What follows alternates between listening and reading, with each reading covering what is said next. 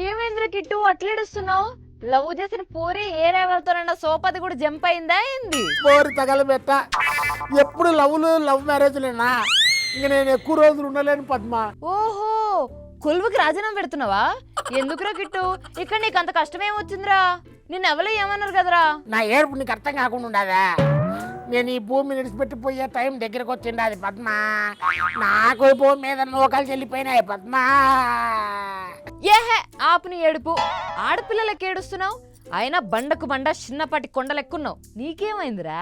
ఇట్లా కొండలాగుండేదే పెద్ద సమస్య అయిపోయింది అది పద్మ. నా ఇస్తరు కుక్కలు చింపేసినాయి. పోన్లే, నువ్వన్నా బ్రహ్మాండంగా బతుకు. ఓ నీ ఏడుపు మొక్కల ఎలకాయ కొట్ట. ఆపు ఆపు నీ ఏడుపు ఆపు. లావుగున్న వాళ్ళకి కరోనా వస్తే చాలా ప్రాబ్లం అంట. వ్యాక్సినేషన్ చక్కగా పని చేయదంట. అవును కావచ్చు. అయితే ఆడపిల్లలకి ఏడుస్తారా? ఏడవకి ఏం చెమ్మంటావమ్మా? అసలు దీని అంతటి కారణం మా నాయనమ్మ నీ ఎంకమ్మ. ఎంత పని చేసావే నీ మొహం మండ. ఏ బుద్ధుందారా? నాయనమ్మను గట్లేనా తిట్టేది? ఆయన నడమిట్లా మీ నాయనమ్మ ఏమన్నదిరా నిన్ను? ఏముందా నీకేం తెలుసమ్మా? చిన్నప్పటి నుంచి నా మనవడు బొద్దుకుండాలా, నా మనవడు ముద్దుకుండాలని ఇష్టం వచ్చేట్టు పెట్టేది. ఇదో అమ్మ ముద్ద, ఇదో నానమ్మ ముద్ద అని. మంచిదే కదా. ఏందమ్మా మంచిది? ఇంకా స్వీట్లు చిరుతిండ్లు నానాకు పెట్టేది. వద్దే తల్లి నీకు దండం పెడతానన్నా నోట్లో కుక్కేది. ఇప్పుడు చూడు ఈ లావు నా సావుకు వచ్చింది. అది చిన్నప్పుడు అంటే నాయనమ్మ తినిపించింది అనుకుందాం. ఇప్పుడు నువ్వెందుకు బాగా తినలావయ్యావు? ఏందమ్మా నేను తినేది? నువ్వే అన్నప్రాసన రోజు అంత తినింటావు.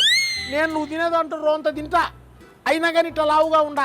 ఏం చేయమంటావు? అసలు 2-3 సార్లు తినడం కూడా మానేస్తా ఉంటా, అయినా 2-3 కేజీలు బరువు పెరుగుతున్నా. అంటే కొందరు ఎంత తిన్నా బక్కగానే ఉంటారు, ఇంకొందరు ఎంత తక్కువ తిన్నా లావైతారు. ఒక్కొక్కరు ఒక్కో తీరుగా ఉంటారు. అవును పద్మ, ఆ విషయం తెలిసి కూడా ఎందుకు ఏడుస్తున్నావురా? లావుగా ఉన్నోళ్ళు కరోనా వస్తే తట్టుకునేది కష్టమంట. వ్యాక్సినేషన్ సరిగ్గా పని చేయదంట. అదే నా ఏడుపు. ఎవరు చెప్పిండ్రా నీకు ఈ ముచ్చట?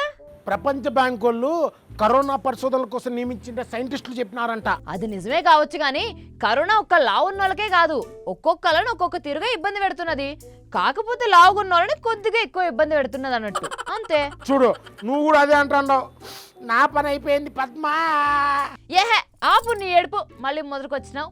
అయినా ఇప్పుడు నీకు కరోనా వచ్చిందా? రాలేదు. మరెందుకు ఏడుస్తున్నావు? వాళ్ళు కష్టపడి పరిశోధన చేసి ఆ ముచ్చట చెప్పింది దునియాలో ఉన్న లావుగున్నోళ్ళంతా ఏడ్చేదానికి కాదు, మరి అందరికంటే లావుగున్నోళ్ళు ఇంకింత ఎక్కువ జాగ్రత్తగా ఉండాలి అని. కరోనా రాకుండా మందికి దూరంగా ఉండాలి, మాస్కులు పెట్టుకోవాలి, శానిటైజర్ మంచిగా రాసుకోవాలి అని. అంటే యు మీన్ కరోనా ప్రమాదం ఎక్కువ ఉండే వాళ్ళు ఇంకొంత జాగ్రత్తలు ఎక్కువ తీసుకోవాలంటావు అంతే కదా? అర్థమైంది. అది ఇప్పటి నుంచి మనకి చెంగు అవసరంలే, మాస్క్ వేసుకొని భద్రంగా ఉంటాను నేను. అట్టయితే వస్తా. అబ్బా మా కిట్టుగాడికి ఇప్పుడు అర్థమైంది. విన్నారు కదా, కరోనా ఎవ్వరి మీద కనికరం చూపెట్టది. కాబట్టి కరోనాకి శానిటైజర్ వాడుకుంటా, మందికి దూరంగా ఉండు, మాస్కులు పెట్టుకునుడు అస్సలు మరవకుండ్రి.